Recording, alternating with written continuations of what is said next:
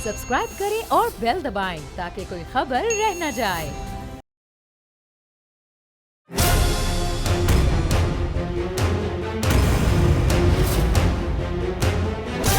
From the Islamabad studios of Bull Network, it's time for Jameel Farooqi on National Debate.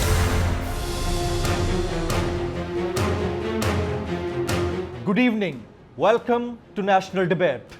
आलमी मंजरनामे पर नई सफबंदियां हो रही हैं। इसे अंग्रेजी जबान में पैराडाइम शिफ्ट कहते हैं। इदारे डेमोग्राफी के साथ और मुल्की हालात और मामलात के साथ खित्ते में जो भी रद्दबदल होता है उसके साथ अपनी पॉलिसीज को पैराडाइम शिफ्ट के ज़ेरे असर लाते हैं। अब नए ब्लॉक्स बन रहे हैं। पहले एक वक्त था जब ब्लॉक्स के अंदर पाकिस्तान अमेरिका का फ्रंट लाइन इत्तेहादी था और अफगानिस्तान के अंदर से अगर लड़ाई हुई थी तो यूएसएसआर के टुकड़े हुए थे। लेकिन अब मामला ज़रा मुख्तलिफ हैं। अब ब्लॉक्स ज़रा तेज़ी से बदल रहे हैं। अब रशिया, पाकिस्तान और चाइना का एक नेक्सस है। अंदाज़ा लगाइए कि अफगान तालिबान अब मॉस्को में बैठकर वहाँ से प्रेस कॉन्फ्रेंस करते हैं और उनमें अफगान तालिबान वफ्द के सरबरा शेख शहाबुद्दीन दिलावर ने वहाँ से बैठकर कहा कि हमने अफगानिस्तान के 85% इलाके का कंट्रोल हासिल कर लिया है। एक वक्त था जब कतर और दोहा के अंदर से प्रेस कॉन्फ्रेंसेस हुआ करती थी और अमेरिका के साथ मिलकर मामलात को तय करने की बात की जाती थी। अब अमेरिका क्योंकि अफगानिस्तान से निकल रहा है, 11 सितंबर की बजाय 31 अगस्त की डेडलाइन दी गई है, तो अफगान तालिबान अब मुख्तलिफ अंदाज से इसके ऊपर बातचीत कर रहे हैं। अब मॉस्को के अंदर से प्रेस कॉन्फ्रेंस का होना और मॉस्को के अंदर से रशियन वजारत खारजा की तर्जुमान मारिया ज़खरोवा का ये कहना कि अफगान तालिबान की पेशकदमी में इजाफा हो रहा है और मुख्तलिफ इलाकों पे कंट्रोल हासिल कर रहे हैं, तो ये तमाम तर सूरत हाल को डिफाइन करता है कि इंटरनेशनल लेवल पर किस अंदाज से ब्लॉक्स बदल रहे हैं।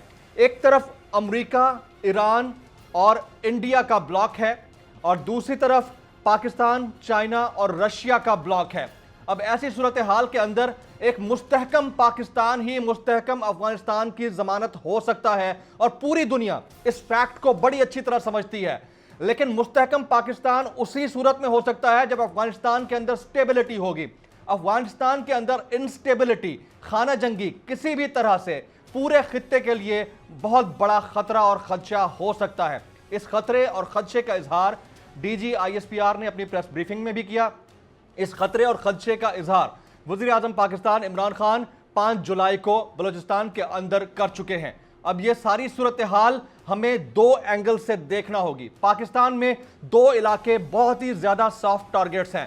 पहला KPK यानी तुर्खम बॉर्डर है और दूसरा बलूचिस्तान यानी चमन बॉर्डर है। डीजी ISPR की प्रेस कॉन्फ्रेंस के अगर 4 पॉइंटर्स हम अपने सामने रखें तो DG ISPR major general Babar Iftikhar ने जब प्रेस ब्रीफिंग दी तो उन्होंने कहा यह समझने की ज़रूरत है कि पाकिस्तान अफगान अमन अमल में सहूलतकार रहा है और अभी भी यह किरदार अदा कर रहा है, लेकिन जामिन नहीं है।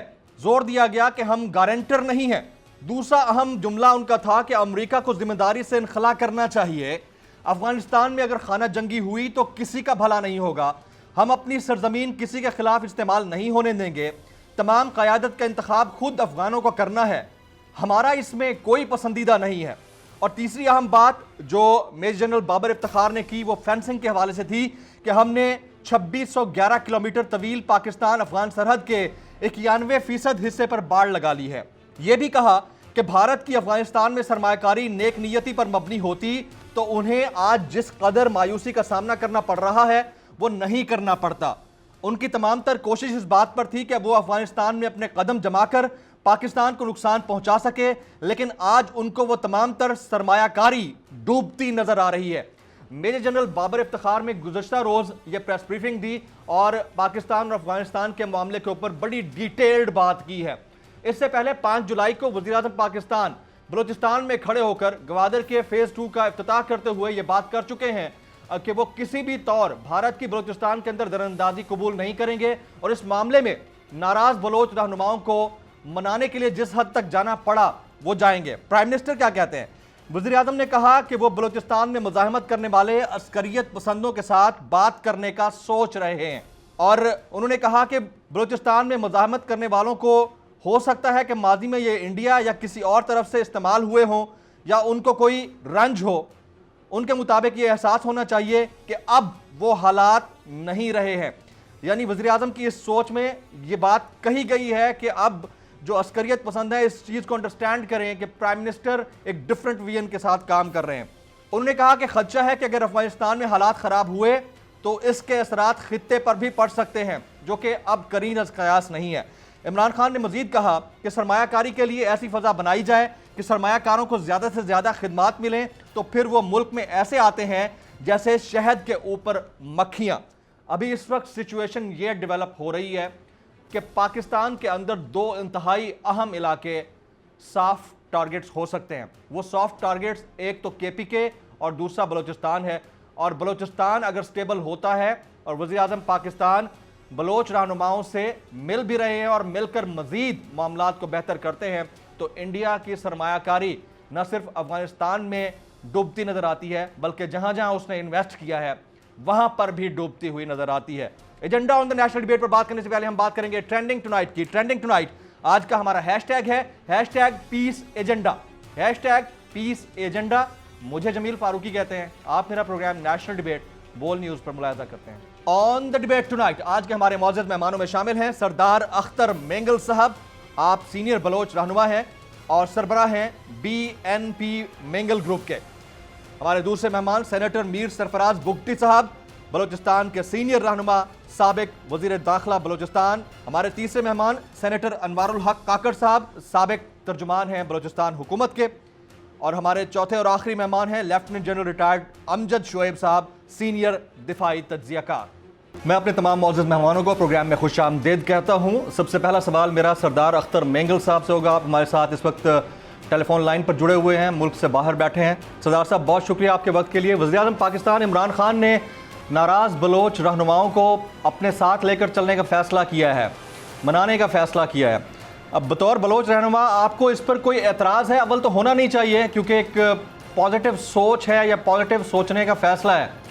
واٹس یور کامنٹ آن دس سر؟ خل میں آپ کے اس جملے کو کریکٹ کر لوں کہ وزیر اعظم نے فیصلہ نہیں کیا بلکہ سوچا ہے.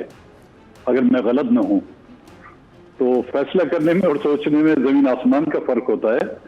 اور ہمارے حکمرانوں کے فیصلے بھی ہر روز بدلتے رہتے ہیں, تبدیل کرتے رہتے ہیں اپنے فیصلوں کو.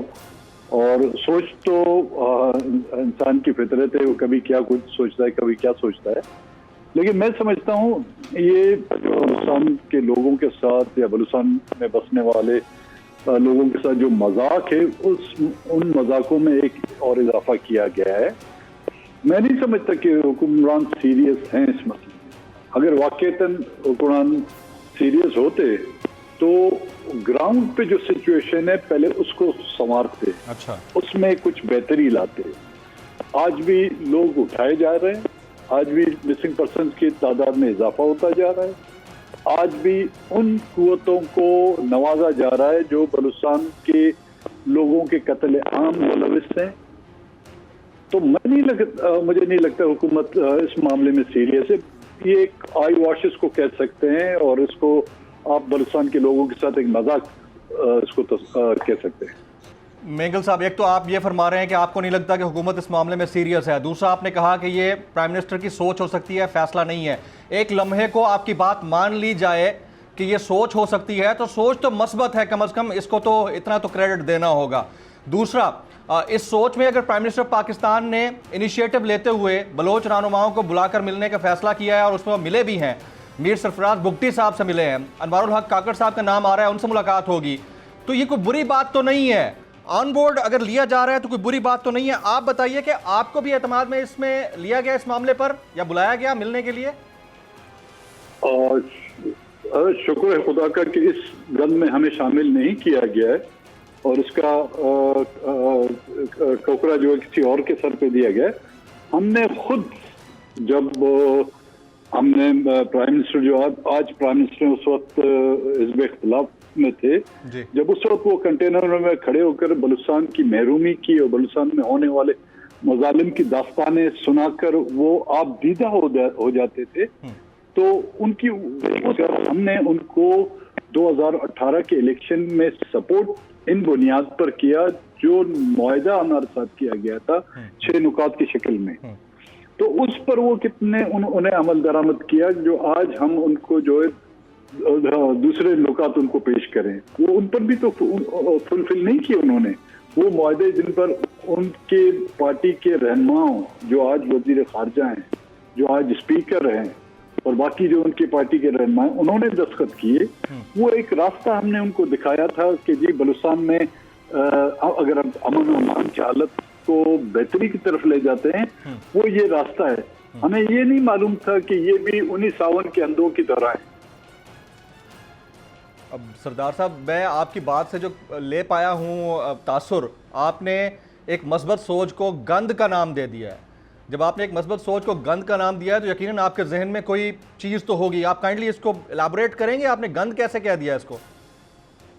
دیکھیں, بلوچستان کے ساتھ ہونے والے مذاق کو میں نے کہا کہ پہلے بھی جو مذاکرات نہیں مذاکرات ہوئے ہیں, میں اس کو تو گندی کہوں گا, جس میں بلوچستان کے لوگوں کے جذبات کا مذاق اڑایا گیا ہو, جہاں پر بلوچستان کے لوگوں کی جو لاشیں گرائی گئی ہیں ان پر افسوس کرنے کے بجائے, وہاں پر ماتم کرنے کے بجائے, ان کے لواحقین سے ہمدردی کرنے کے بجائے ان کا مذاق اڑایا گیا ہے.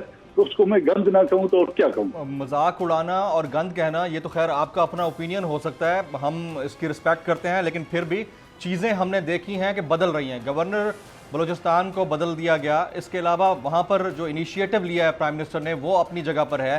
تو آپ کو کیا ایسا لگتا ہے کہ یہ جو چینجز آ رہی ہیں اس سے بلوچستان کی حالت نہیں بدلنے والی؟ آپ یہ کہنا چاہ رہے ہیں بائی دی وے؟ گورنر کے بدلنے سے اگر ملک کے حالات بدلے جاتے تو اس وقت پنجاب کے حالات جو ہے نا یو کے کی طرح ہوتے کہ وہاں کا جو گورنر ہے وہ یو کے سے امپورٹ کیا گیا ہے. تو گورنروں کے یا چہروں سے بدلنے سے حالات نہیں بدلتے, نیتوں کا بدلنا. نیتوں کا بدلنا بدقسمتی سے یہاں کے حکمرانوں کی نیتیں بلوچستان کے حوالے سے ابھی تک نہیں بدلی. نیت کے بدلنے کی جیسے آپ بات کر رہے ہیں تو اٹس اے 2 وے ٹریفک. یعنی اگر پرائم منسٹر پاکستان کی آپ بات کرتے ہیں, مجھے تو یہی تاثر ملا ہے کہ آپ یہ کہہ رہے ہیں کہ ان کی نیت ٹھیک نہیں ہے. تو نیت تو بلوچ رہنماؤں کی بھی انکلوڈنگ یو, آپ لوگوں کی بھی پھر ٹھیک نہیں لگتی ہے. تو اس کے اوپر آپ پھر کیسے کمنٹ کریں گے سردار صاحب؟ بلوچستان کے معاملے پر میں نے, جب ہم کے اتحادی تھے, میں نے کئی بار ان سے ملاقات کی. جتنا بے بس میں نے عمران خان کو دیکھا ہے بلوچستان کے معاملے میں, شاید ہی کسی اور کو دیکھا ہو. اور جب بھی میں ان سے بلوچستان کے مسئلے پر, بالخصوص مسنگ پرسن کے مسئلے پر بات چیت میں نے کی, تو وہ مجھے آرمی چیف کی طرف یا D G I S I کی طرف راغب کرتے کہ ان سے جا کے بات کریں. جب مسنگ پرسن نہیں کر سکتے تو میرے خیال میں اس سے زیادہ بے اختیار وزیر اعظم اس ملک میں نہیں رہا ہے. میر صاحب, آپ نے گفتگو سن لی ہوگی, وہ کہتے ہیں کہ یہ گند آپ لوگوں کو مبارک ہو, ہمارے سر پہ نہیں آیا, اچھا ہے پرائم منسٹر نے جو انیشیٹو لیا ہے, ان کی جو سوچ ہے. واٹس یور ٹیک آن دس؟ دیکھیں سردار صاحب کو میں کیا کہوں, عمر میں بڑے ہیں. جب ہماری ادھر پارلیمانی کمیٹی کی میٹنگ ہوئی تھی نیشنل سیکیورٹی پہ, تو ان کے جو نمائندگان تھے جو ان کے بہاف پر وہاں پر وہ میٹنگ اٹینڈ کر رہے تھے, وہ بھاگ کر آرمی چیف کے پاس جا رہے تھے اور ان سے کہہ رہے تھے کہ جی آپ بلوچستان میں ڈائیلاگ شروع کرائیں, آپ بلوچستان کا مسئلہ ڈائیلاگ کے ساتھ حل کریں. تو یا تو سردار صاحب ان کو سمجھا دیں کہ وہ ڈائیلاگ کی باتیں کرنا چھوڑ دیں. مطلب سردار صاحب چاہتے کیا ہیں کہ وہ ڈائیلاگ پہ, اگر پرائم منسٹر نے آج اتنا بڑا انیشیٹو لیا ہے کہ ڈائیلاگ کے ساتھ ایک مسئلے کو ریزالو کرنا چاہتے ہیں, تو اس کا مطلب ہے کہ سردار صاحب یہ تو نہیں چاہتے ہیں کہ بلوچستان میں یہ کانفلکٹ جاری رہے اور اس کانفلکٹ کے عوض وہ تقریریں کر کے نوجوانوں کو پہاڑوں پہ بھیجتے رہیں, ان کے لیے ایک فیکٹری کا کام کرتے رہیں اور وہاں سے جہاں سے جو ان کو مراد مل رہی ہیں وہ ان کو وہاں سے ملتی رہیں. تو اس کا مطلب تو یہ ہے کہ وہ یہ چاہتے ہیں کہ یہ کانفلکٹ مل رہی ہیں ان کو. چھوڑے اس ٹاپک کو. نہیں, آپ نے بڑی ایک خبر دے رہے ہیں, آپ ہمیں تو خبر مجھے ایکسپلور تو کرنے دیں نا. دیکھیں گزارش سن لیں, ہم اس بلیم گیم کے بجائے ڈبیٹ کو جو ہے وہ ہیلدی کر لیتے ہیں. سردار صاحب کا اگر یہ مقصد ہے کہ بلوچستان میں آخر سردار صاحب چاہتے کیا ہیں؟ کوئی پرائم منسٹر ہیں وہ ڈائیلاگ کی بات کرے, سردار صاحب ناخوش ہیں. اچھا سردار صاحب کہہ رہے ہیں کہ جی لوگ مسنگ ہو رہے ہیں, وہ جو لوگ قتل ہو رہے ہیں روزانہ, ہمارے فورسز کے کتنے لوگ پچھلے 1 مہینے میں قتل ہو گئے, شہید ہوئے ہیں. اچھا اس کے بعد کیا کہتے ہیں سویلینز کتنے شہید ہوئے ہیں, ان کے بارے میں کیوں نہیں بات کرتے؟ تو ظاہر ہے جب یہ چیزیں ہو رہی ہیں بلوچستان میں تو یہ پھر وائس ورسا چلتی رہیں گی. اور مجھے لگتا ہے کہ سردار صاحب کا جو انٹینشن مجھے لگ رہا ہے, وزیر اعظم کی نیت بالکل ٹھیک ہے, سردار صاحب کی نیت میں مسئلہ. آپ کی ملاقات ہوئی پرائم منسٹر سے؟ بالکل جی, دیکھیں پرائم منسٹر سے کیا گفتگو ہوئی اس میں؟ جی, پرائم منسٹر ایک تھاٹ پروسیس سے گزر رہے ہیں. پرائم منسٹر تمام اسٹیک ہولڈرز ان کے ساتھ ملاقاتیں کر رہے ہیں اور وہ جاننا چاہتے ہیں کہ اس مسئلے کو ریزالو کس طرح کیا جائے, اور ان کا یہ ریزالو ہے کہ پولیٹیکل سولوشن اس کا ڈھونڈا جائے, اور اس کے لیے وہ ملاقاتیں کر رہے ہیں. میرا خیال ہے across the board party politics سے ہٹ کے آپ نے اپنے ووٹرز کو یا اپنے آقاؤں کو راضی نہیں رکھنا ہے, آپ نے پاکستان کا سوچنا ہے. جب پرائم منسٹر پاکستان کا سوچ رہے تب بھی ان کو اعتراض ہے, اور ان کے 6 نکات میں یہ شامل ہے.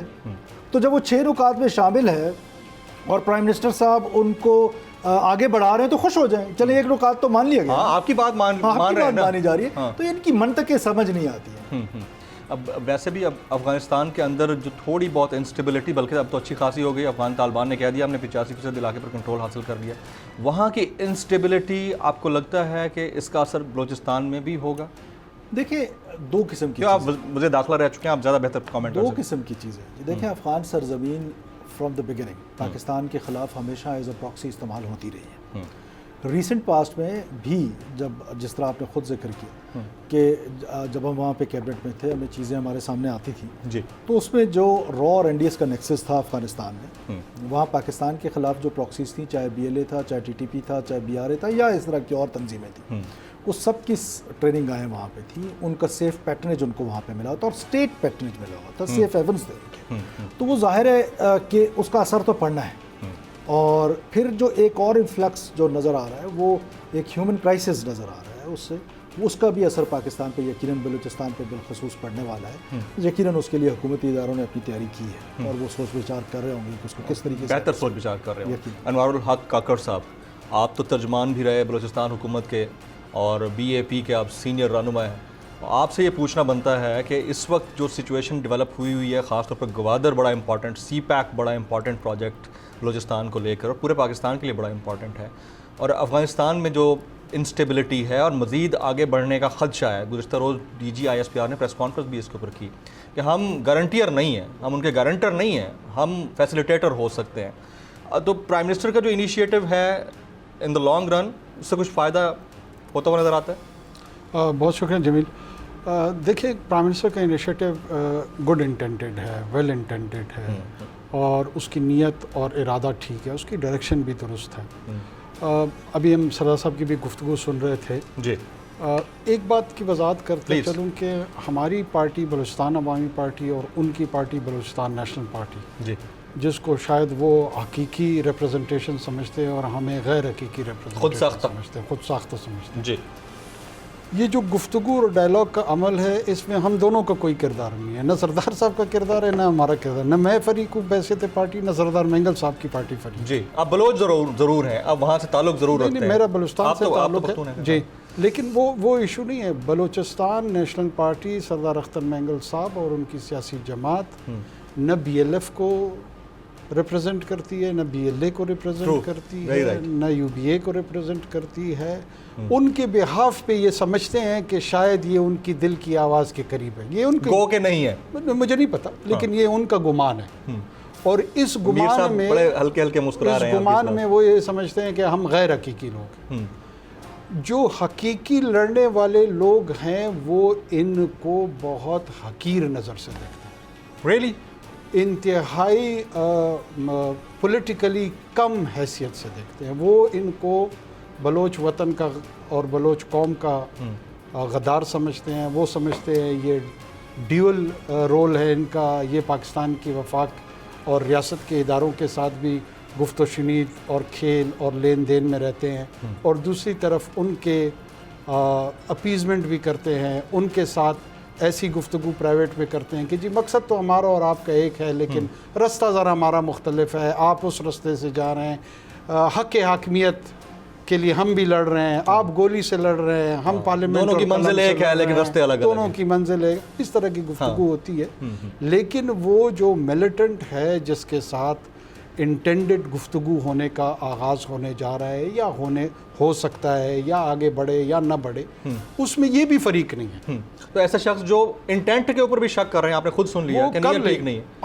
اصل بات یہ ہے سردار اختر مینگل صاحب کی بجائے جو یہ ڈسبینڈڈ ملیٹنٹ گروپس ہیں، اگر ان کے کسی ترجمان سے بات ہو تو پھر ہمیں پتہ لگے گا کہ دوسرا فریق کیا سوچ رہا ہے. ہاں، ان کے بھائی فریق ہیں جو لشکر بلوچستان چلا رہے ہیں، ہیرویار مری صاحب فریق ہیں جو بی ایل اے چلا رہے ہیں، مہران مری فریق ہے جو یو بی اے چلا رہے ہیں، ڈاکٹر نظر اپنے بھائی کو اون کرتے ہیں ویسے بائی دا وے؟ نہیں، ویسے تو بھائی تو آن کرتے ہیں، باقی ملیٹنسی میں کرتے ہیں نہیں کرتے ہیں اس کا مجھے نہیں ہے. یہ صاحب بتائیں. وہ اس کی لیجٹیمیٹ وائس بننے کی یہاں پارلیمنٹ میں کوشش کرتے ہیں. میں آپ کی اجازت سے جنرل صاحب کو میں یہ نقطہ ذرا کنکلوڈ کر لوں. کر لیں پلیز. کہ اصل میں گفتگو ہونی چاہیے، نہیں ہونی چاہیے، کس نوعیت کی ہونی چاہیے. ایک فریق کے طور پہ جو ریاست کا ارادہ ہے وہ پرائم منسٹر آف پاکستان نے ایگزبٹ کر دیا. جو ملیٹنٹس ہیں پہلے تو ان میں سے کوئی انویسٹیگیٹو جرنلزم ہو، ان کے موقف کو جانا جائے. اس میں میرا موقف اور بی این پی کا موقف اور نیشنل پارٹی کا موقف شاید اتنا ریلیونٹ ہی نہیں ہے. Absolutely right. جنرل صاحب کو شامل کرتے ہیں. جنرل صاحب، آپ نے توقف کیا، بہت شکریہ. آپ نے مینگل صاحب کی گفتگو بھی سن لی ہوگی، سرفراز بگٹی صاحب نے جو بولا وہ بھی سنا ہوگا، اور کاکڑ صاحب نے جو بولا وہ بھی سنا ہوگا. اب اس وقت جو سچویشن ڈیولپ ہو رہی ہے، ایک ملک کا وزیر اعظم اگر پازیٹیو سوچ لے کر گوادر میں فیز 2 کے افتتاح کے موقع پر بات کرتا ہے تو کہا جاتا ہے کہ ان کی انٹینٹ ہی ٹھیک نہیں ہے، نیت ہی ٹھیک نہیں لگتی، اور ہینڈی کیپڈ پرائم منسٹر کا لفظ استعمال کیا انہوں نے، بے اختیار وزیر اعظم بولا ہے. آپ کیا کہیں گے اس کے اوپر سر؟ بسم اللہ الرحمن الرحیم. دیکھیے، پہلی بات تو یہ ہے کہ ایک پازیٹیو جیسچر ہے، ایک سوچ ایسی ہے کہ آپ اپنے لوگوں کو پھر اپنے باہوں میں لینا چاہتے ہیں. آپ چاہتے ہیں کہ ان کے کوئی شکوک و شبہات، کوئی ان کے گلے شکوے، کوئی ایسے مسائل ہیں تو وہ بتائیں تاکہ ان کو حل کیا جائے. اور وہ حل کرنے کا ہمیشہ سے یہی ہے کہ پاکستان کے اپنے وسائل ہیں، اس وسائل کے اندر رہتے ہوئے جو کچھ بھی کیا جا سکتا ہے وہ کر دیا جائے. تو یہاں تک تو یہ پازیٹیو سوچ ہے، لیکن یہ پہلی دفعہ نہیں ہے. پچھلی حکومت کے دور میں حاصل پذیر جو ڈاکٹر مالک اور ایک آدھ اور کوئی، مجھے سب کے نام نہیں پتا، لیکن چونکہ حاصل پذیر جو اور ڈاکٹر مالک سے میری بات چیت ہوئی تھی تو وہ جا کے مذاکرات کرتے رہے. جی، مذاکرات بہت آگے بھی بڑھے تھے، حکومت کو پیش بھی کیے گئے، لیکن بات آ کے رکی تھی. 2-3 چیزیں تھیں جو مجھے 2-3 یاد ہیں، میں اس کا ذکر کرتا ہوں، کچھ اور بھی شاید ہوں. ان میں سب سے پہلی یہ تھی کہ انہوں نے کہا جی حکومت ہمارے خلاف سارے مقدمات واپس لے. اس پہ آ کے حکومت کے پاؤں اٹک گئے. میں اس کی وجہ بھی بتاتا ہوں. لیکن دوسرا یہ تھا کہ جی ہماری جائیدادیں ہیں وہ قبضے کر لیے ہیں دوسروں نے، وہ بھی ہمیں ہمارے آنے سے پہلے وہ بھی چھڑا کے. جی، اب وہ فیملیز کے مسئلے ہیں، جیسے بگٹی قبیلے میں ہے، وہ شاید عدالت فیصلہ کرے، حکومت اس چیز کی ذمہ داری لے سکتی. اسی طرح کی ایک دو اور. پھر جب یہ بات یہاں کوئٹہ میں یا بلوچستان میں یہ بات نکلی باہر تو جو افیکٹڈ فیملیز تھیں جن کے لوگ قتل کیے انہوں نے، ان میں سے بعض پڑھے لکھے لوگ، انہوں نے کہا کہ جی اب پہلی بات تو ہمیں اعتراض ہے کہ آپ جو ناراض بلوچ کا لفظ سے استعمال کرتے ہیں یہ کس بات پہ؟ یہ غدار بلوچ ہیں، ناراض تو نہیں ہے. بالکل صحیح. ناراضگیاں تو ہمیں بھی ہو سکتی ہیں. اس نے کہا جی ہم ادھر ہیں لیکن ہم وفادار بلوچ ہیں، لہذا ہمیں بھی کسی چیز پہ شکوہ ہے، ناراض ہے تو ہم آپ سے پروٹیسٹ کرتے ہیں، ہم آ کے لوگوں کو تو نہیں مارنا شروع کرتے، ہم قتل و غارت تو نہیں کرتے.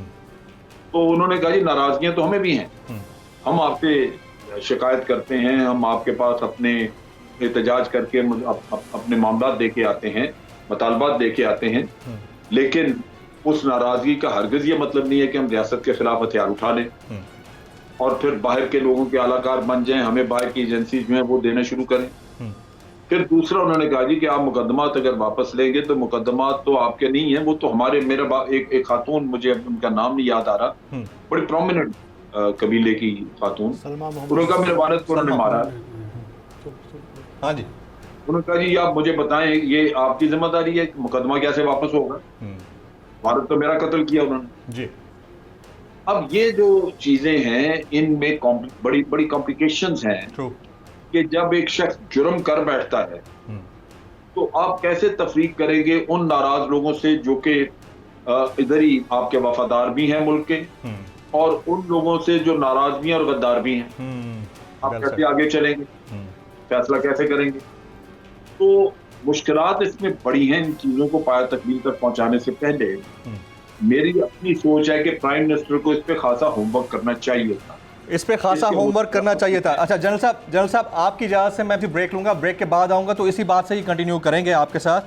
اور ساتھ ساتھ اس وقت جو افغانستان کا معاملہ ہے, اس کی انسٹیبلٹی کا معاملہ ہے, اس کے اوپر چند امپورٹنٹ پوائنٹس ہیں جس کے اوپر بات کرنا بنتی ہے کہ افغان پناہ گزین چاہے تورخم بارڈر سے یا چمن بارڈر سے کہیں سے بھی آتے ہیں تو ان کی رجسٹریشن یا ان کی آبادکاری کا طریقہ کار کیا ہوگا. پاکستان ویسے ہی اکنامکلی اس وقت بڑی فلکس کے اندر ہے, اس سے کیسے نکلے گا اور ہم کس طرح سے اس کو ڈیزائن کریں گے ماڈل کو, یہ ایک بہت بڑا کوسچن مارک ہے. بات ہوگی اس کے اوپر ایک بریک کے بعد, ساتھ رہیے.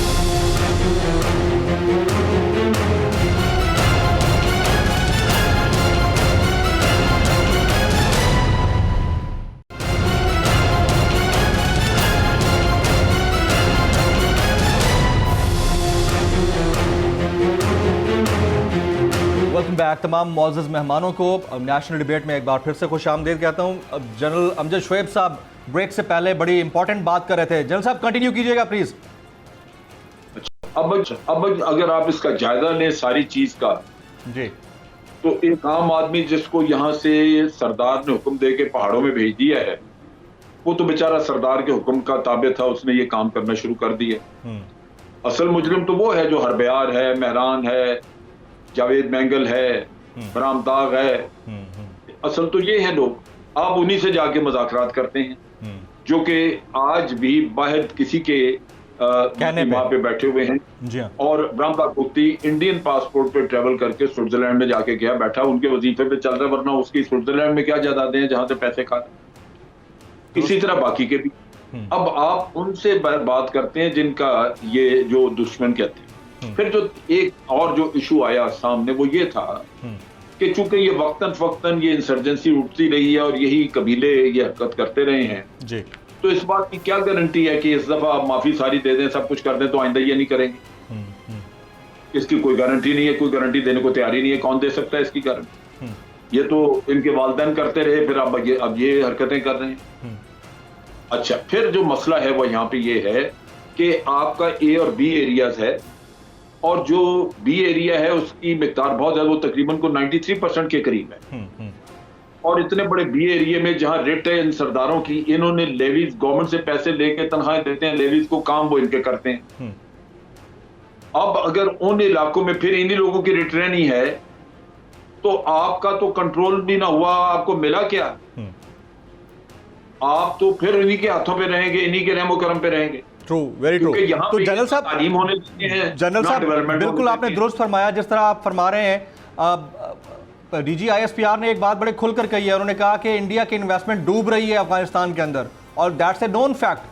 اور نون فیکٹ یہ بھی ہے کہ بلوچستان کے اندر بھی انویسٹمنٹ انڈیا کی رہی ہے. اب یہ میر سرفراز بگٹی صاحب بیٹھے ہوئے ہیں, یہ کئی دفعہ میرے شوز پر یہ کہہ چکے ہیں اوپن اینڈڈلی کہ را کے لوگ وہاں پر ہینڈلنگ کرتے تھے اور انہوں نے دہشت گردانہ کارروائیوں میں سپورٹ کیا, وہاں کے ایلیمنٹس کو مس یوز کیا. جب صورتحال اتنی خطرناک ہے, ادھر انویسٹمنٹ ڈوب رہی ہے, اور اگر ادھر ہم نے ٹھیک سے ہینڈل نہ کیا تو پھر ہم کس طرف کھڑے ہوں گے سر؟ دیکھیں میری بات سنیں, سب سے پہلے ایک جو چیز اس وقت ہو رہی ہے, جی, جب یہ سی پیک ہو رہا ہے, بلوچستان میں رستہ بن رہا ہے, ڈیولپمنٹ کی پاسبلٹیز بھی موجود ہیں. آگے آپ دیکھیے کہ گوادر میں جو کچھ ہو رہا ہے, وہاں پہ آلموسٹ ایک نیا شہر بس رہا ہے, تو یہ بڑے لوگ وہاں پہ جا کے, پڑھے لکھے بلوچ جا کے وہاں پہ کام کر سکتے ہیں, دوسروں کو بھی روزگار مل سکتا ہے. یہ کیوں نہیں ہونے دے رہا ہے؟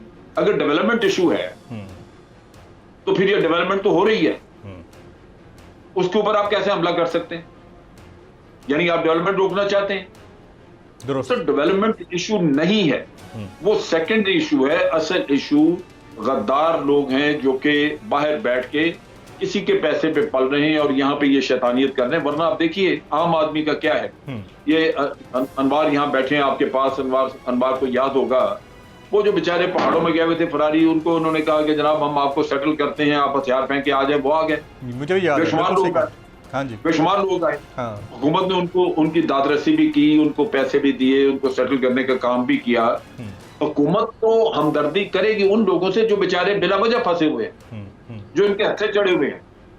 یہ جن کے ساتھ بات چیت کرنے کا چکر کر رہے ہیں, وہ ان کی کوئی گارنٹی نہیں کہ ان کو کل کو ضرورت پڑے گی آپ کو بلیک میل کرنے کی, وہ دوبارہ نہیں کریں گے. سو میرا خیال ہے کہ جس طرح سرفراز ادھر بیٹھے ہیں، انوار وغیرہ سارے جو لیڈرز واقعی پاکستان کا درد رکھتے ہیں، ان سے پرائم منسٹر کو مشاورت کرنی چاہیے. ایبسلیوٹلی. میں آپ کا یہی پوائنٹ جنرل صاحب، میں امیر سرفراز بگٹی صاحب کی طرف. میر صاحب دیکھیں بات اتنی ہے، جنرل صاحب نے ساری بات کوزے میں بند کر دی ہے. بنیادی طور پہ اس ریاست نے ایک بار نہیں کئی مرتبہ ان دہشت گردوں کے ساتھ ڈائیلاگ کیے. اب ناراض بلوچ اور دہشت گردوں کی جو تقسیم ہے اس کو تھوڑا سا علیحدہ کر لے. میں ناراض اس کو سمجھتا ہوں جو کہ پیرلل ڈیولپمنٹ کی وجہ سے اس بات پہ خفا ہے کہ مجھے بھی اتنی اپرچونٹی ملنی چاہیے، محروم رہ گیا جو کہ میرے مطلب for example for flung area سے ہے ڈیرہ بگٹی سے، تو اس کی خواہش ہوگی کہ یار اتنی ترقی میری ہونی چاہیے جتنی کوئٹہ کی ہے. ٹرو.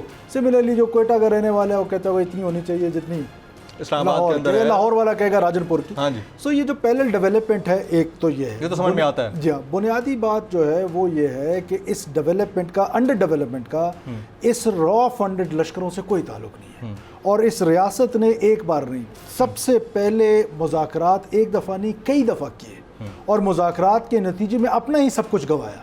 اسی خیربشت مری کو C-130 کیا اس کے مرغے بھی لے کر آئے تھے پاکستان میں، خود بھی آئے تھے. اور اس کے بعد پھر انہوں نے وسعت اللہ خان کی انٹرویو، پہلے ایئرپورٹ پہ پاکستان کا جھنڈا جلایا، پھر اس کے بعد وسعت اللہ خان کے انٹرویو میں کھلے عام وہ کہہ رہے ہیں کہ ہمیں آزادی چاہیے، ہم نے اپنی تحریک آگے بڑھائی. انہوں نے، آپ کو یاد ہوگا، نواب اکبر خان بگٹی جیل میں چلے گئے اپنے چچا کے قتل کے الزام میں، وہاں پر پھر فراریز پیدا ہوئے اور ان لوگوں نے لڑائی کی ڈیرہ بگٹی میں اور کولو میں، اور پھر اسی نواب کو ہم نے گورنر بنا کے بھیجا کہ جی جائیں آپ، جن لوگوں نے ریاست کا ساتھ دیا تھا ان کے گلے کاٹ لیں.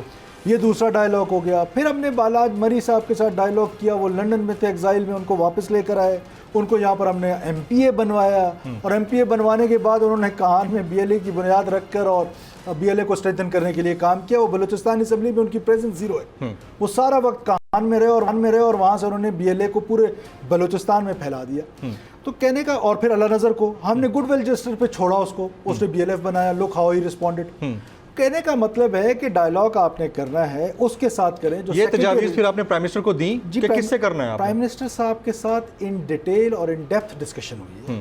وہ دیکھیں تھاٹ پروسیس سے گزر رہے ہیں، انہوں نے اور بھی بہت سارے لوگوں کو بلانا ہے. ہم نے اپنا پوائنٹ آف ویو دیے اور ہم نے ایگری کیا ہے کہ ہم اس پر دوبارہ بیٹھیں گے. تو پرائم منسٹر جو ہیں وہ صرف میرا پرائم منسٹر نہیں ہے، وہ پورے پاکستان کے، انہوں نے پاکستان کا انٹرسٹ کا سوچنا ہے. ان کو انپٹس آتی ہوں گی ڈفرینٹ انسٹیٹیوشن سے، تو وہ ساری چیزوں کو دیکھیں گے. انٹینشن کی جہاں تک بات ہے، انٹینشن ٹھیک ہے. اب کس سے کرنا ہے کس سے نہیں کرنا ہے، فار ایگزامپل جنرل صاحب نے اس کو ڈرافٹ کرنا ہوگا. جنرل صاحب نے بہت پتے کی بات کی کہ اس میں 4000-5000 سویلین کا قتل ہوا. ریاست کے اوپر جو حملے ہوئے ہیں، انسٹالیشنز پہ ہوئے ہیں، ٹرینز پہ ہوئے ہیں، فوجیوں پہ ہوئے ہیں، FC پہ ہوئے ہیں، پولیس پہ ہوئے ہیں، لیویز پولیس سب پہ لوگوں کی ٹانگیں کٹی ہوئی ہیں، ہاتھ کٹے ہوئے ہیں، لینڈ مائنز پہ چڑھے ہوئے ہیں. مجھے بتائیں کہ ریاست، وہ بھی تو ریاست کے بچے، ریاست کی کانسٹیٹیوشنل ذمہ داری ہے ان کی پروٹیکشن، ان کے قاتلوں کی سزا ریاست کی ذمہ داری ہے. آخر ریاست نے اس کے بارے میں تو کوئی سوچ فکر کہیں پہ کرنی ہے نا. تو ان کا کیا کرنا ہے جنہوں نے اس جنگ میں اپنی جانیں دی. اور ایک تو ویسے تو میں اس آرگومنٹ پہ بلیو نہیں کرتا، لیکن ہمارے لیفٹسٹ دوست کہتے ہیں جی فوج کا تو کام لڑنا ہے، تنخواہ لیتے ہیں. تنخواہ پہ کوئی نہیں لڑتا. نہیں، یہ موٹیویشن ہے. ہاں جی. آپ مجھے بتائیں کہ ایک پاکستان کا فوجی وہ لنڈی کوتل سے اٹھ کے آتا ہے اور وہ اس کی جان کولو میں چلی جاتی ہے، کیا تھا وہ اس کا کوئی سوشل سٹرکچر نہیں ہے، اس کا کوئی سوشل فیبرک نہیں ہے، اس کی کوئی فیملی نہیں ہے، اس کو آپ کیا جواب دیں گے؟ تو کہنے کا مطلب، اور پھر یہ لڑائی یا تو ریاست نے شروع کی ہوتی، لڑائی بھی ریاست نے شروع نہیں کی. اور اگر آج سپوز جو لوگ اس کو لنکڈ کرتے ہیں بلوچستان کے انڈر ڈیولپمنٹ سے، آج ہم ایک مفروضہ ہے کہ اللہ نظر پھر جو سب سے امپورٹنٹ گروپس کتنے ہیں، اتنے سارے گروپس ہیں. آپ کسی ایک بندے سے تو بات کرنی نہیں ہے، بہت سارے لوگوں سے بات کرنی ہے. اور اگر سارے گروپس واپس آ جاتے ہیں تو پھر بات سمجھ آ جاتی ہے کہ چلو ایک پیسفل انوائرمنٹ تو بن جاتا ہے. جی اچھا، پیسفل انوائرمنٹ بھی نہیں بننا، ان میں سے ایک دو نے آ جانا ہے، انہوں نے اسٹیٹ کے ایکسپینس پہ یہاں پہ تگڑا ہونا ہے، اور 10 سال بعد 15 سال بعد کیونکہ وہاں افغانستان میں ان کی اسپیس سکویز ہو رہی ہے تو ظاہر ہے وہ یہاں آ کے اپنے آپ کو اسٹرینتھن کریں گے، پھر سے مس یوز ہو سکتے ہیں، پھر ریاست کو آنکھیں دکھائیں گے، مس یوز ہو سکتے ہیں انڈیا سے. 100% ماضی میں آپ دیکھیں کہ کیا ہوا ہے، کیا یہی کچھ نہیں ہوا ہے؟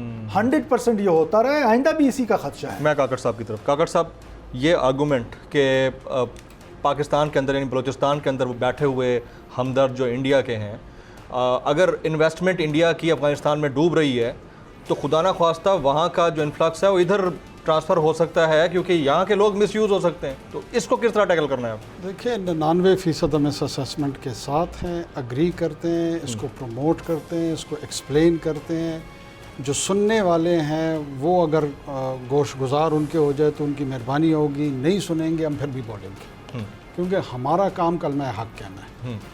अर्ज़ ये है कि हम 4, 5, 6, 7 सियासी कुव्वतें होंगी वहाँ पे, एक दूसरे के ऊपर इल्ज़ामात लग रहे होंगे, बाकी मुल्क में लोग सर्विस स्ट्रक्चर की वजह से या सर्विस डिलीवरी की वजह से नाराज़ होते हैं, तो अपना वोट बदल देते हैं।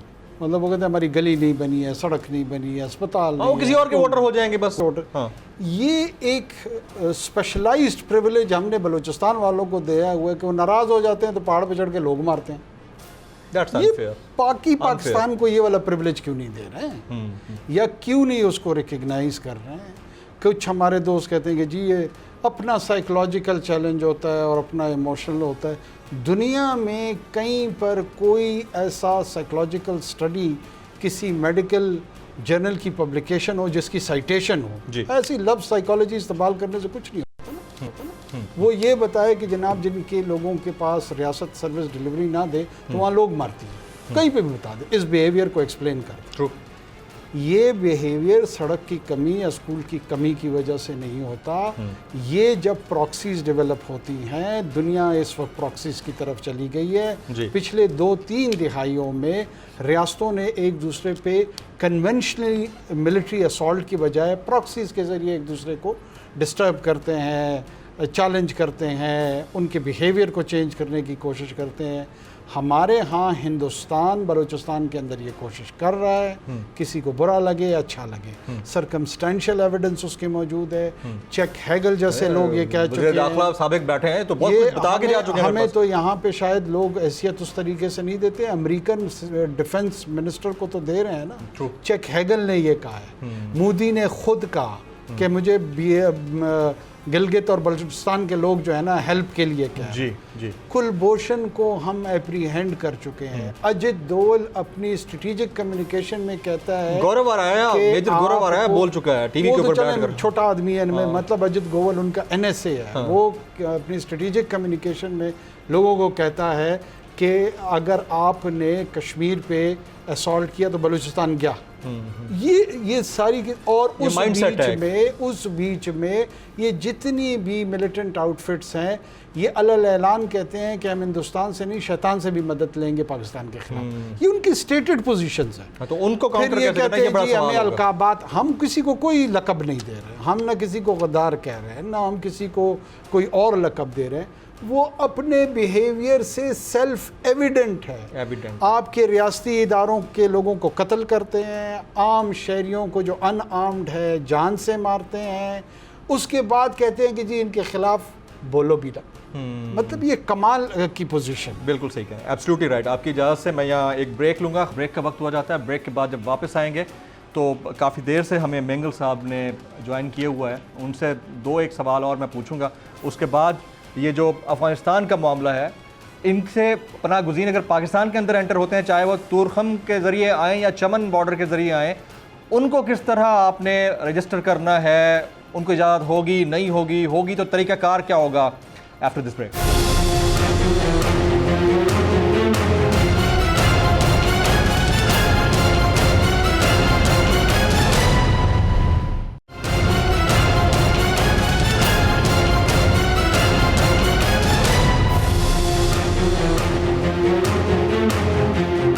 बैक। मैं अपने तमाम मौजूद मेहमानान को एक बार फिर से खुशामदीद कहता हूँ। सरदार अख्तर मेंगल साहब काफ़ी देर से तवक्कुफ़ किए हुए हैं। सरदार साहब, आगाज़ हुकूक़ बलूचिस्तान पैकेज इम्प्लीमेंटेशन के हवाले से बहुत सारे लोग इसके ऊपर तहफ़्फ़ुज़ात का इजहार करते हैं। आपने इसकी इम्प्लीमेंटेशन के हवाले से कोई तजावीज़ दी या आप भी सिर्फ उसी स्ट्रीम के अंदर हैं जो हमेशा तनकीद करती रहती है? देखें, आगाज़ हुकूक़ बलूचिस्तान जिस वक्त पैकेज ऐलान किया गया था उस वक्त भी हमने कहा कि जी डेवलपमेंट उस वक्त तक कारआमद साबित नहीं हो सकती जिस वक्त तक वहाँ पर अमन अमान ना आए। अमन अमान की सूरत बेहतर की सूरत तब बेहतर हो सकती है जहाँ पर वहाँ के लोगों को उनके वो पॉलिटिकल राइट्स ان کے وہ علاقائی رائٹس جب تک ان کو نہیں دیے جاتے جب تک کہ وہاں کے حالات بہتر نہیں ہو سکتے. تو جب تک کہ وہاں کی سچویشن کو قابو نہیں کیا جاتا اس صورت میں, جب وہاں کے لوگوں کو جو حقیقی جو وہاں کے نمائندگان ہیں ان کو آپ سائڈ لائن کر کے اور گملوں میں اسٹیبلشمنٹ کی نرسری میں پلے ہوئے ان لوگوں کو ان گملوں میں سجا کر آپ کے نمائندگان بنائیں گے تو بلوچستان کی حالت کبھی بھی بہتر نہیں ہوں گی. نہیں تو سردار صاحب آپ نے شدت پسندی کا تذکرہ کیا ہے, تو پھر یہاں پر یہ بھی تو سب سے امپورٹنٹ کوشچن ہے نا کہ شدت پسندی ہو کہاں سے رہی ہے. آپ پھر اس میں جو بیرونی ہاتھ ملوث ہے خاص طور پر انڈیا کا, اس کو تو کم از کم آپ انڈورس کریں نا کہ واقعی انڈیا اس میں انوالو ہے اور انڈیا کروا رہا ہے وہاں پر, اس کے اوپر تو کم از کم آئے نا آپ. بیرونی ہاتھ کا تو الزام لگا رہے ہیں. آج جن سے بات چیت کا سوچ رہے ہیں وزیر اعظم, ان لوگوں پر بھی الزامات لگائے گئے ہیں کیونکہ باہر جو لوگ بیٹھے ہوئے ہیں کیا انہی پر الزام نہیں لگائے گئے کہ بیرونی ممالک ان کو سپورٹ کر رہے ہیں. آج وزیر اعظم خود بھی اس مسئلے پر سوچ رہے ہیں, فیصلہ کرے نہ کرے وہ آنے والی بات وقت ہی بتائے گا. لیکن اگر وہ بیرونی ممالک اس میں ملوث ہیں تو پھر ان لوگوں سے بات کیوں, سوال نمبر 1. اور آج دن تک ان بیرونی قوتوں یا بیرونی طاقتوں نے جس انداز میں ان کو اگر سپورٹ کیا ہے تو بین الاقوامی ادارے آپ کے پاس موجود ہیں, آپ جا کے ان پر اپنی یہ صدائیں کیوں نہیں لگاتے کہ کون ملک جو اس میں انوالو. سردار صاحب رائے ایک اور تقویت پا رہی ہے اور کسی حد تک درست بھی ہے کہ بلوچستان کے مسائل کے ذمہ دار وہ بلوچ رہنما بھی ہیں جن کا تعلق تو بلوچستان میں ہے, لیکن آپ لوگوں کے جو گھر ہیں وہ اسلام آباد میں ہوتے ہیں, لاہور کے اندر ہوتے ہیں, بڑے شہروں میں ہوتے ہیں, اس میں قباحت بھی کوئی نہیں. لیکن جب آپ حقوق کی بات کرتے ہیں تو آپ اسلام آباد میں بیٹھ کر حقوق کی بات کرتے ہیں, بلوچستان کے اندر جا کر نہیں کرتے. تو اس کامنٹ کے اوپر آپ کیسے جواب دیں گے پھر لوگوں کو؟ ہاں بھائی بالکل, میں پارلیمانی لاجز میں رہتا ہوں. اگر وہ بھی اسی وقت جب میں ایم این اے بناؤں تو میں اس لاجز میں ایک سرکار کی مہربانی سے وہ مجھے اپارٹمنٹ ملا ہوا ہے. اچھا. اور جہاں تک وہ کہتے ہیں کہ جی بلوچ رہنماؤں کے گھر اسلام آباد میں ہے, یہ وہی بات جو جنرل مشرف کہتا تھا کہ جی 73 سردار ہمارے ساتھ ہیں, باقی 3 سردار جو ہے نا وہ حکومت کے مخالف ہیں. تو آج میں گھر ہوں گے تو انہی رہنماؤں کے ہوں گے جن میں وہ 73 سردار شامل. باقی تینوں میں سے اس کامنٹ پہ میں میر صاحب کو جاننا ہوں. سبوکی صاحب سر وہ جو کہہ رہے ہیں نا ان کے اسلام آباد میں, وہ جو 3 ہیں ان کے پھر دبئی میں وہ تھوڑا سا اور ایلیویٹڈ ہے. ایلیویٹڈ بھی ہیں. دوسرا آپ یہ کامنٹ چیک کریں نا کہ میں تو پارلیمنٹ لاجز میں رہتا ہوں. دیکھیے سردار صاحب ایک کنفیوزڈ اسٹیٹ میں ہیں, مائنڈ سیٹ میں ہیں. سردار صاحب کنفیوزڈ ہیں کہ وہ جیسے کہ ڈیرہ بگٹی میں ایک زمانے میں ان کا مشغلہ ہے فیوریٹ کہ وہ جذباتی تقریریں کریں, لوگوں کو کے لیے نرسری بنائیں ملیٹنٹ آرگنائزیشنز کے لیے. انہوں نے ڈیرہ بگٹی میں بھی ایک مشہور زمانہ تقریر کی تھی اور اس تقریر میں انہوں نے فرمایا تھا کہ اگر ڈیرہ بگٹی میں 1 گولی چلی تو وڈ میں 10 چلیں گی. تو پتہ نہیں کلپ میں نے دیکھا تھا جی وڈ میں کتنی گولیاں چلیں کتنی نہیں چلیں, سردار صاحب نے کتنی چلائیں, وہ سب پھر تاریخ ہے. اور تاریخ دان جب تاریخ لکھے گا میں بھی نہیں ہوں گا, سردار صاحب بھی نہیں ہوں گے, اور مورخ بتا دے گا کہ کیا, مورخ بتا دے گا کہ ہوا کیا تھا. بالکل صحیح. تو بہرحال سردار صاحب کی باتوں کا اتنا زیادہ جواب دینا مناسب نہیں ہے, بیکاز میں سمجھتا ہوں کہ جب تک وہ اس کنفیوژن سے باہر نہیں آئیں گے کہ وہ کس طرف کھڑے ہیں. وہ نہ ڈائلاگ کی بات کو سپورٹ کرتے ہیں, نہ وہ لوگ جو کلنگز کر رہے ہیں rate of the state establish کرنے کی بات کرتے ہیں. انہوں نے صرف ایک پروپیگنڈا ٹول ہے کہ کسی طریقے سے پاکستان کے جو سیکورٹی انسٹیٹیوشنز ہیں ان کو ملائن کیے رکھوں, ان کے خلاف ایک پروپیگنڈا کیے رکھوں. اور ملک دیکھیں جس طرح کاکڑ صاحب نے فرمایا جو پراکسیز تھی, اب پراکسیز میں بھی یہ جو 5th جنریشن وارفیئر کی بات ہوتی ہے نا, وہ کیا ہے؟ اگر آپ لیبیا کو دیکھیں, عراق کو دیکھیں, باقی ممالک کو دیکھیں, پاکستان میں اور ملکوں میں فرق کیا ہے کہ پاکستان کے پاس ایک پروفیشنل آرمی ہے. اب پروفیشنل آرمی جہاں جہاں ہوتی ہے اس کو ویک کرنے کا طریقہ کیا ہوتا ہے؟ ویک کرنے کا طریقہ صرف یہی ہوتا ہے کہ اس کو عوام سے دور کر دیں. اب وہ کام سردار صاحب جو ہیں وہ بخوبی انجام دے رہے ہیں کہ بار بار آپ انسٹیٹیوشنز کے بارے میں بات کرتے ہیں, کہیں کچھ ہو جائے, کہیں میں تو اکثر کہتا ہوں بلوچستان میں بارش نہ ہو, وہ بھی شاید سیکورٹی اسٹیبلشمنٹ نے نہیں کرائی. میں جنرل صاحب کی طرف, جنرل صاحب یہ جو افغانستان سے لوگ پاکستان آ سکتے ہیں इस इंस्टेबिलिटी की वजह से, जो कि एक्सपेक्टेड है और हाईली एक्सपेक्टेड है, उनको पाकिस्तान में आबाद करने का या पाकिस्तान में आने देने का या रजिस्टर करने का कोई तरीक़ाकार भी होना चाहिए, या माजी में जो हुआ हम फिर उसी नहज पे होंगे? एक क्विक कमेंट चाहिए होगा सर।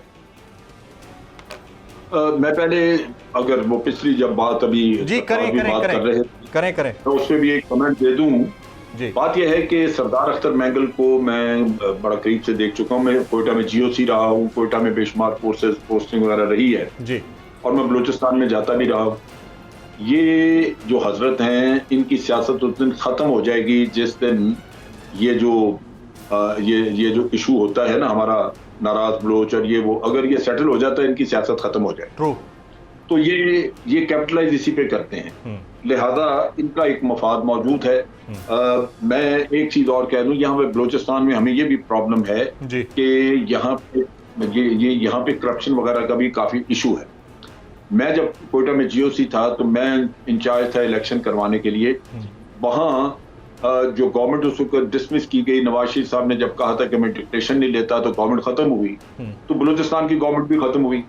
फिर वो उस वक्त जुल्फकार मक्सी थे जो कि जिनको हटाया गया। मक्सी साहब ने उसके बाद 3 महीने के वो जो इलेक्शन आने थे उसके लिए कैंपेनिंग शुरू की। तो कैंपेनिंग करके वो अपने चचा के इलाके में कहीं गए तो चचा ने अटैक कर दिया, रॉकेट शॉकेट मारे, 30 के करीब गाड़ियां जल गई, 14 लोग मारे गए। तो मैंने विजिट किया, जाके झलमक्सी में गया जाके देखने के लिए। पता चला कि वो 30 में से 28 गाड़ियां जो है वो सरकार की थी, जो चीफ मिनिस्टर साथ दे गया हुआ। जब वजारत खत्म हुई तो वो साथ ही ले गए, वो सरकार की गाड़ियां वहां जल गई सारी। तो यहाँ इनके अपने भी अमाल जो है ना, ये खुद भी जब बैठते हैं। अब अगर आप अख्तर मैंगल का देखें, बेंटले गाड़ियां इनके पास, और महल इन्होंने बनाया हुआ जाके कराची में, इस्लामाबाद में नहीं होगा। तभी आपको ये दंदना के कह रहे हैं। तभी मैंने ये सवाल किया था सर, तभी मैंने ये सवाल किया था उनसे। इनका पैलेस है कराची में। तो ये सारे अपनी, और जमीनें हैं सिंध में, हजारों एकड़ों के हिसाब से जमीनें हैं सिंध में, जहां पे ये काश्तकारी और माल वहां से कमाते हैं। तो बलूचिस्तान में इनका कुछ नहीं है। बलूचिस्तान में इनका सिर्फ ये सियासत है जो कि ये नेगेटिव पॉलिटिक्स करके जिंदा रहते हैं, वरना तो ये खत्म हो जाए। तो ये असल मुसीबत इनकी ये है। अच्छा सर, अब अफगानिस्तान से पाकिस्तान में आने वाले लोगों के ऊपर एक छोटा सा कमेंट कर दीजिएगा काकर साहब से, फिर मैं आखिरी सवाल करूं जी। मुझे लगता है कि इस दफा शायद ही कोई आपके पास आए, रेफ्यूजीज बड़े कम होंगे। तालिबान ने एक काम किया है कि उन्होंने जितने क्रॉसिंग पॉइंट्स हैं बाहर के मुल्कों के साथ मिलते, वो उन्होंने फौरी तौर पे उन पे कब्जा कर लिया है। अभी आप देख लीजिए कि उन्होंने ईरान साइड पे, ताजिकिस्तान, उज़्बेकिस्तान, पाकिस्तान, हर तरफ उन्होंने क्रॉसिंग साइट्स जो हैं वो सबसे पहले कब्जा किया है। इसका मतलब ये है कि उनकी नीयत ये है कि अफगानिस्तान से लोग निकल ना सके बाहर। तो अगर ये चीज वो स्ट्रांगली उन्होंने इंप्लीमेंट की तो फिर तो रिफ्यूजी कोई नहीं आएंगे, लेकिन हो सकता है कि दुश्वार गुजार रस्तों में से कोई लोग निकल के आ भी जाएं। राइट सर, आपकी जा सकती। काकर साहब, अगर इसी तरह होता है, और जाहिर है कि अब फेंसिंग तो हो चुकी, काफ़ी हद तक हो चुकी है, ऑलमोस्ट हो चुकी है, इसके बावजूद अगर इतनी बड़ी तादाद में लोग खाना जंगी की वजह से अफगानिस्तान के अंदर इधर आते हैं, तो हम कैसे रोकेंगे उनको? आई मीन, देखिए ये ह्यूमन इशू, तो उसको कैसे हम काउंटर? ये बात दुरुस्त है। हमारे इंटरनेशनल कन्वेंशंस है, 1951 का जेनेवा कन्वेंशन है, जिसके तहत अगर कहीं पर कॉन्फ्लिक्ट जोन से लोग आते हैं, डिस्प्लेस होते हैं, तो आपको उनको ह्यूमैनिटेरियन असिस्टेंस देनी होती है। हम सिग्नेटरी हैं तमाम कन्वेंशंस के। लेकिन उसके साथ साथ एक प्रिपेयर्डनेस, एक मैकेनिज़्म यकीनन होना चाहिए, क्योंकि हमारा ये नेशनल सिक्योरिटी चैलेंज भी है कि अगर वहाँ से लोग आते हैं, कहीं उसके गाब में टेररिस्ट आ सकते हैं, TTP का एलिमेंट जी उसका तस्करा किया, कोई और एलिमेंट आ सकता है, इस्लामती के मुशीर। तो यकीनन हमें एक बहुत बड़ा चैलेंज होगा, मैकेनिज़्म बॉर्डर्स पे ही मैनेजमेंट के लिए रखना पड़ेगा, डिवाइस करना पड़ेगा। Absolutely right. मीर सरफराज बुगटी साहब, आप तशरीफ़ लाए, आपका बहुत शुक्रिया। काकर साहब, आप तशरीफ़ लाए, आपका बहुत शुक्रिया। जनरल अमजद शुएब साहब, सर आपका बहुत शुक्रिया। सरदार अख्तर मैंगल साहब का भी मैं शुक्रिया अदा करूँगा। ख़वातीन हज़रात, बहुत इंपॉर्टेंट इस वक्त सिचुएशन है ख़ित्ते के अंदर, थोड़ी सी भी गलती बहुत बड़े सानहे का पेश खैमा हो सकती है। अफ़गानिस्तान की इंस्टेबिलिटी खित्ते के अंदर तो करेगी, पाकिस्तान में भी इंस्टेबिलिटी क्रिएट कर सकती है, उसको बड़े तरीके से काउंटर करना होगा। प्रोग्राम से जमील फारूकी को इजाज़त दीजिए।